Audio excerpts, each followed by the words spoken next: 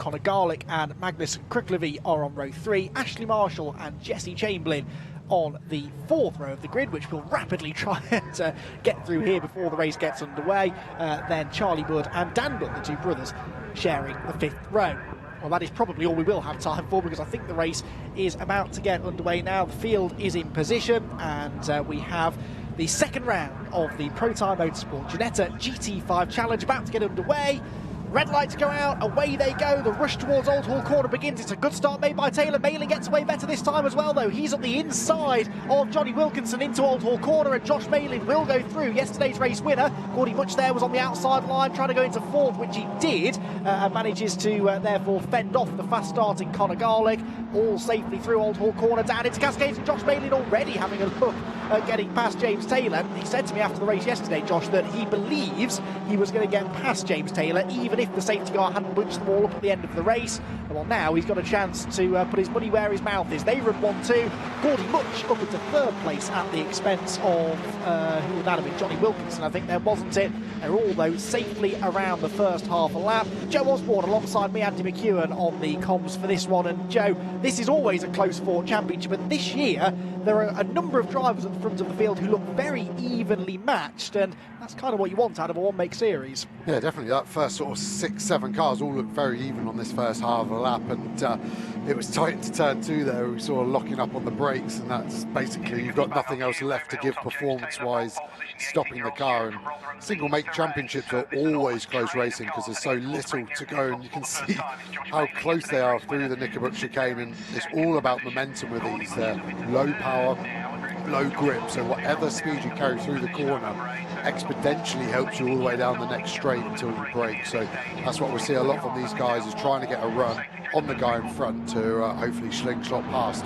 That is exactly what Josh Malin is trying to do, and he's got Gordy Much behind him. Now, these are the 2 highest placed drivers from last year's championship that have stuck around for another season in the GT5 Challenge, and so they are arguably the 2 drivers expected to contend the title, but they both have James Taylor to fight with already in this season. And it is James that leads them over the elite for the first time. And look how close it is. These top 4 cars with Johnny Wilkinson there still in 4th position, staying with them, absolutely together. And Wilkinson now goes on the inside of Gordy Much and gets 3rd place away. They almost make contact on the exit of the corner. That was a good move, that, Joe. It can be, it's harder than it looks, that move up the inside into Old Hall Corner, but Johnny Wilkinson nailed it. Yeah, I mean, Johnny Wilkinson really converted that nicely, and it's a difficult move to do, as you said, because it's such a short brake zone. You've got to be so committed on the brakes and hope the guy in front also wants to play ball, and he did, and it was a clean move. He's now unfortunately lost a bit of time, so the front 2 get that little gap from that overtake, but we'll see in the next lap if the pace is there from Wilkinson to be able to close that up, and it looks like it could be a top 7 quite quickly again. Yeah, because Connor Garlick, Magnus Kruklevi and David Ellerslie are all there. One of the Budds has just been given a penalty, Charlie Budd that is, for a false start. It flashed off the screen as quick as it appeared, but I think it's a stop-go penalty that he's been given. It may be a time penalty possibly in a short race such as this. Over hilltop they come then. Josh Malin looking threatening here. He's had 2 or 3 real looks at getting alongside James Taylor. This is kind of how the early stages of yesterday's race went, though, and then the safety car came out, put everything on pause for 2 or 3 laps, and as I said, that 1-lap shootout at the end saw Malin find a way through. But in that race, he wasn't under quite so much pressure from the drivers behind. So now the fact that Johnny Wilkinson has already gone onto his rear bumper, only half a lap or so after getting into that 3rd place, that's going to be catching the attention of Josh Malin, a very talented youngster who now does have to start driving defensively, hits the middle of the road underneath the Paul Warwick Bridge, just defends that inside line into Lodge Corner, which works on the way in. The worry is that it slows you down on the exit because you can't run wide over that concrete runoff area. That will be deemed to be exceeding track limits. And so the tighter line on the way in sometimes is the slower one on the exit of the corner. Top 5 then making a small breakaway. James Taylor, Josh Malin, Johnny Wilkinson, Gordy Much and Connor Garlick, those top 5. Some good battles going on further back though there. This is just outside the top 10, I think. That was the number 29 car that we were seeing trying to defend from those behind. That was Ashley Marshall, who started 7th and has dropped all the way down into 11th place. It's key, isn't it, in one-mate racing, Joe, to try and make this break, because everyone's in the same car and they're set up by different teams and being driven obviously by different drivers. They're all much of a muchness performance-wise. So for the drivers in this lead pack of 5, their first priority really is to escape from the rest of the pack, because if you don't, you can get stuck racing with them for the whole race. Yeah, and because they're all the same, it's all about marginal gains, and the slipstream effect becomes a lot bigger in these cars. They're punching a hole in the air, although they're only small. The car behind is also the same size, so the small gap works well, and that slipstream will be quite effective and quite positive in this. So, yeah, I think that's why you see these little battle packs happening, is that the guy at the front can't catch the group in front because of the slipstream, basically, and then they're all just fighting within themselves. So I think that's why we're kind of seeing a 4 group, a 3 group, and then we've got a solo car, but they'll all bunch up again. But I have to say, I'm impressed with Wilkinson's pace and also the attitude of the car from the outside. Watching looked positive and slightly aggressive, but in a good manner. He's telling the car where he wants it to go, and then that's obviously converting into the mirrors of Malin, and he can see how that is. So for me, that's the most likely move at the moment, is Wilkinson to carry his march on forward, as the gap's now bigger and it looks like Malin is pulling it down the inside. Oh, contact! Oh dear, around goes James Taylor. Well, that is one of the best overtaking opportunities on the circuit, isn't it? And Malin saw a chance to get up the inside because it wasn't being defended, but Taylor had already committed to the corner, so contact made. Malin gets the lead then, but Wilkinson all over the back of him. Your thoughts on that, Joe? I think the squeal of locked up brakes and tyres into the corner was the desperation of Malin trying to stop the car, and to me it looked like Malin was maybe a bit optimistic, unfortunately. I don't really see where Taylor could have gone elsewhere, to be honest. So not clear cut as in dirty or dangerous driving, but I think it will be reviewed after the race, and I think with onboard videos it will probably be a penalty, unfortunately, for Malin. So Josh Malin leads on the road then, but it could be Johnny Wilkinson who might look into this, but he will want to make sure of this. You can't just sit in second place and hope for the best when it comes down to a potential penalty for an incident like that. Wilkinson will want to get ahead of Malin on the road. He actually was ahead of Josh at the start of the lap by 5/100ths of a second, but Josh then managed to get back through on the run into Oulton corner. So Malin leads the way then. Wilkinson in second, third for Gordon Much, fourth Conor Garlick, fifth Magnus Kricklevy, and right behind them David Ellerslie as well. So the top 6 cars now pretty much together. It's Ellerslie actually who just set the fastest lap of the race. The white fronted car with the orange and black colours behind that. The tail end of this leading group of 6 is the fastest car on the track. 155.17 was his lap time. Not quite as quick as they were going yesterday, about half a second or so away from the fastest lap pace from race 1, but it was enough for him to close in on this leading bunch. Down towards Lodge Corner now then, Joe. We saw how not to overtake down here a lap ago. We're about to see maybe an example from Wilkinson of how to go about getting through cleanly. Yeah, it definitely looks like Malin's go-to as a sort of middle-of-the-road defence there, just as we get the replay, actually. So let's see. He's made it obvious with his move, but I just don't think he's anywhere far along down the inside of Taylor for it to be anything but Malin's fault. So yeah, we're seeing Malin being quite defensive there, almost happy to lose a 10th or 2 every lap in terms of closing that door. But as we saw Wilkinson make a move, stick into turn 1, the corner following that one, it's almost a bit of a perfect recipe for Wilkinson to potentially repeat that move and do the same. And yeah, I mean, we've also got Much in the background here, and he almost looks like he's positioning the car to sweep up anything that gets given to him from the fallout of this the battle of the top 2. So I was saying earlier on that Wilkinson won't want to just assume there's going to be a penalty here for Malin. He'll want to get past cleanly if he can, but does that come into your mind at all? I mean, he had a grandstand view of that. He, I'm sure, has come to the same conclusion as you, that Josh might get into a bit of trouble for that. Does that change the way that Wilkinson goes about the remaining 6 or so minutes of this race? If he finishes second, he'll say yes, and if he finishes first, he'll say he didn't think about it. But yeah, it probably just takes the edge off the impetus to have to get the move done. Obviously, again, early championship doors, a second is a lot better than a DNF, and if it then is a second that transforms into first, it probably is the camera angle that made me wince more than the actual location of the cars in that position. I think Malin's looking for a really good exit and is compromising the entries, swinging in later apex allows for a higher exit speed, and you can kind of see that gap has grown a little bit up the climb out of Knickerbrook chicane. Yes, and Wilkinson now watching his mirrors because Gordy Much is there. He's been there or thereabouts all weekend, Gordy Much, but not on the electrifying sort of pace that we might have expected. But he has been a front runner in this championship now for a season or so, side by side behind. And this is number 44, which is Charlie Budd, defending for number 29, which gets a nice little switchback coming out of the corner. That's Ashley Marshall, who finished yesterday's race in 5th position, but right now they're stuck fighting over 8th place because they did not get away with that lead pack of cars, and once they escape from you, it can be quite hard to close back in again. 5 minutes to go then, 2/3 of the way through this second round of the Pro Tire Motorsport Ginetta GT5 Challenge here at Oulton Park. An important step on the racing ladder this, and Ginetta really do have one of the best racing ladders for young drivers in particular to go through. You could start off, for example, in the Ginetta Junior Championship, move up into GT5s, then GT4s, and of course it used to be the case that they could take you right the way up to the Le Mans 24 Hours, and this is one of those championships, and Joe, you'll know this from operating in GT circles on a professional level. A lot of the big GT teams will be watching championships like this to try and spot future talent in the same way that Formula One teams look at the junior single-seater ranks. Yeah, definitely. I wouldn't be a professional driver today without Ginetta. I basically went through their ladder.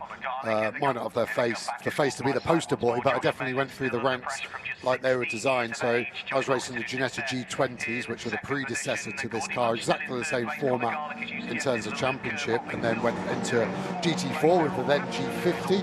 And then that, yeah, as you said, put me in the shop window for GT3 teams to go, well, that kid hasn't crashed that often, so let's stick him in a car and see how fast he is in a GT3. So, yeah, these boys are in exactly the right place, right format, right race weekend with everyone that's around to, if they've got the credentials, they can add it to the CV and move up the ranks. And as a bonus for us followers of the championship, it's usually pretty exciting as well. You can see just how close this group is. There is no sense here that anyone's going to run away with this. Josh Malin can't escape from Johnny Wilkinson, who still can't get away from Gordy Butch or Conor Garlick either. Replay here at Britain's of two drivers having slightly wayward moments, but that's number 10 that's gone around completely and ending up pointing the wrong way there, and that is Karim Sekat, and that's quite easy to do, especially if you take too much of that curb. Yeah, that was amazing camera work. The cameraman knew it was going to spin before it happened. He changed his pan. That was really good work down there.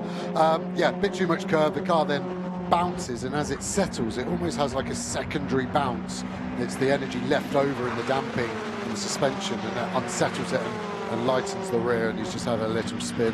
Harmless enough, he'll be able to carry on and get on his merry way. So, leading quartet of cars now comes through. Now, Magnus Kruklevi in 5th has got an exclamation mark next to his name on our timing screen, which normally means that he's about to receive a penalty. Now, unfortunately, I haven't seen what that penalty is, but Kruklevi has dropped back anyway. There he is, look, the red, black and white car just ahead of David Ellerslie, who no longer has the fastest lap, actually. Conor Garlick in 4th took that off him a lap or so ago, 154.15, which is now quicker than they went in yesterday's first race. Pretty similar ambient temperature now, I'd say, that we had yesterday, maybe even a bit warmer, so that makes those lap times all the more impressive. There is Magnus Kruklevi then in 5th position. Running in the Pro class, there are a handful of AM racers. The leading AM right now is car number 24, Richard Tetlow, who did not finish yesterday's race. He already is seeing his weekend improve. Second place in the AM class, car number 8 in Duggan. Third, Balsidou in car number 16. Down towards Lodge Corner then. Now this will be the penultimate time they head through Lodge, so they're running out of time now. And what do you think? These leading four, they've been together all race, Joe. Is there anyone's body language that is really shouting out to you that they're setting up for a last lap lunch here? No one wants to stick their head above the trench at the moment, do they? So I think Wilkinson is still the most likely move. So he's now lost turn 1, overtaking opportunity that he used so successfully earlier in the race. So I'd say the last big proper opportunity is the second chicane down the hill into Knickerbrook. If you can put it down the inside there, you've got a chance of running the competitor out wide on the right-hand element and then claiming the corner. But yeah, I think they're all looking relatively happy and chilled. Let's see if it's commentator's curse with that one. Well, now you've said it, you know what's going to happen, don't you? Half a lap to go. This is the part of the circuit where Josh Malin snatched the victory away from James Taylor on the last lap yesterday, but there is no similar move being made against him by the second place man, Johnny Wilkinson, right now. Top 4 drivers still nose to tail. Half a lap to go, and Realistically, there are 2 more overtaking opportunities. The first one is the other side of this hill. They come up and over hilltop, and you can, if you're really feeling brave, get up the inside into the chicane. Going no further, though, I'm afraid, is car number 27. That's in the gravel trap, John Bennett, and that means that it's 2 for 2 from him. He didn't finish yesterday. He's not going to finish today either. And as Joe confidently predicted, Johnny Wilkinson is the one that's going to be involved in a move. He might be going backwards, though, rather than forwards, because Gordy Mudge is all over him going through the chicane, and actually Josh Malin has pulled away. Didn't quite catch what started this here for John Bennett, but we can see the end result. He deposits himself in the gravel trap as the fight for second now heads through Druids for the final time. Josh Malin looks as though he's got away here, but with that possibility of a post-race penalty that may or may not come for his part in the contact with James Taylor, it could be what happens behind him that decides the race winner. Bit of a lock-up there for one of the top 2, either Malin or Wilkinson. They're both still there, though. Josh Malin is going to come through to take the victory in round number 2 of the Pro Time Motorsport Ginetta GT5 Challenge.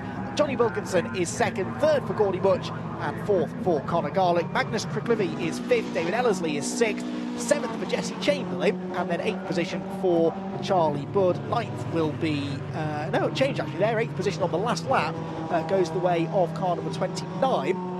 As that was a change there, Ashley Marshall eventually did get past Charlie Budd, who finishes in 10th place, and of course we will not see John Bennett come through on the final lap. In the AM class, Richard Tetlow takes the victory in 11th place overall. Not a bad result that for him. Second place will go to Duggan, and third for Bal Sidhu, so no late changes there.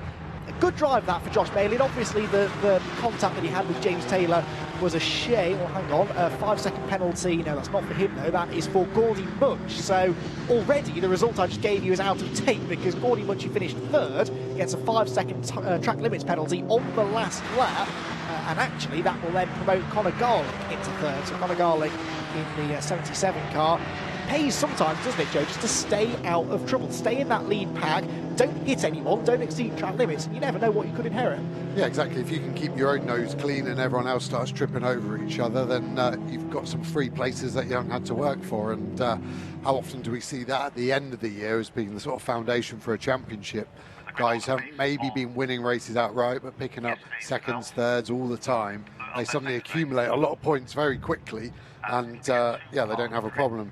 The way Malin is celebrating would indicate to me he doesn't think he's going to get a penalty, which maybe doesn't surprise me. There's not many times as a driver I've ever been feeling like I should be on the receiving end of a post-race penalty, but for sure I would have thought Taylor would be up to the stewards with some form of case against him. Yes, in all of my years of involvement in motorsport, both as a spectator and now working as a commentator, I can count on the fingers of one hand the amount of guilty racing drivers I've spoken to. There's always a reason that somehow gets them out of being in trouble. Anyway, Josh Malin wins it on the road. Johnny Wilkinson is second and could yet inherit a victory. We'll be able to give you more news on that later on this afternoon. Conor Garlick in third, fourth for David Ellerslie, and fifth for Gordy Mudge. Jesse Chamberlain came home in sixth, seventh Magnus Kricklevy, eighth for Marshall, 9th for McKean, and James Taylor 10th. That was a good recovery actually after the spin that he had at Lodge. Richard Tetlow in 11th place wins in the AM class ahead of both of the Budds, because Charlie was given a 10-second penalty. Daniel, his brother, just behind him. Ian Duggan came home 14th overall, second in the AMs, and Bal Sidhu 15th is the final AM podium finisher. So that was our first of 2 GT5 Challenge races today. The second one will be coming up at 4:05. We're going to be moving pretty swiftly, though, into some more Ginetta action. Same cars, but running to a slightly different set of regulations and a completely different group of drivers, of course, competing in the Ginetta G40 Cup. And also incorporated into those races is the Ginetta Racing Drivers Club as well. So a big grid of getting on for 30 Ginetta G40s will be heading onto the track momentarily, and the Ginetta action today making up a big portion actually of the British GT race package, as it always has done. Ginetta formed this partnership with the British GT Championship a number of years ago now, and they continue to provide top quality racing and a great platform for their drivers to compete on. And as myself and Joe were saying earlier on, it really does give the drivers maybe that opportunity to get a leg up into the top levels of GT racing. That's definitely what people like Josh Malin and Johnny Wilkinson and James Taylor will all be looking to do. In fact, all of these drivers, but then many drivers in this championship have competed elsewhere in motorsport as well. People like David Ellerslie in 4th place was a front runner in one make Ford Fiesta racing, for example, 4 or 5 years ago, before making the move across into rear-wheel drive Ginettas. So there's something for everyone on the Ginetta racing ladder. And the GT5 Challenge, sponsored by Pro Tyre Motorsport, because the cars run on Pro Tyre tyres, all using the Ginetta G40 car, of course, and the GT5 cars always do provide us with plenty of action. Highlights then of the second round of the championship, and from pole position James Taylor held on to the lead. Josh Malin made a much better start today than he made yesterday from pole, though, to get ahead of Johnny Wilkinson into second position through the first corner. Again, it was a clean run through the first couple of turns, but Josh Malin, right from the get-go, looked anxious to take the lead away from James Taylor. He felt that in race 1 he would have probably won even if the safety car hadn't helped him. In race number 2, he was keen to make good on that promise. Gordy Much slotted through into 3rd ahead of Johnny Wilkinson in the early going as well, but Wilkinson would fight back really successfully in the latter half of the race. That fight back began when he took 3rd place back away from Gordy Much through Old Hall Corner. There were barely millimetres between them as they went out of Old Hall Corner. And Wilkinson would then set about challenging the lead 2, who were going about their business inches apart as well. Brilliant battling between James Taylor and Josh Malin. Malin clearly felt that he was quicker, but just couldn't find a way through. And eventually desperation started to set in. He went for a late lunge up the inside into Lodge Corner, couldn't quite get fully alongside. The tiniest bit of contact was made, and Taylor was the one that ended up off the road. He would rejoin and recover to 10th place, but sadly that was not the result that he was hoping for. Several other drivers were struggling for grip out there. There was a spin up at Britain's for Karim Sekat. Off as well towards the end meant John Bennett. He would not finish the race for the second time in a row. Malin in the end though took the race victory. Wilkinson second and Conor Garlick in 3rd because of some post-race penalties for Gordy Much. He was given a 10-second penalty, a 5-second penalty, excuse me, and dropped down into 5th position. Malin then with the victory on the road, Wilkinson 2nd place, and Conor Garlick in 3rd position gets himself his first podium of the year. So the Pro Tyre Motorsport Ginetta GT5 Challenge will be back in action again later on this afternoon. They will have their 3rd and final race at 5 minutes past 4, and that will be the final 15-minute race of the day for the Ginettas. More Ginetta action coming up shortly though. The Ginetta G40 Cup is our next race. There's just a short delay whilst they pick a couple of the GT5 Challenge cars up out of various gravel traps, but the G40 Cup will be up momentarily. Don't go anywhere because we've got a massive grid of cars, lots more close racing coming your way here from Oulton Park.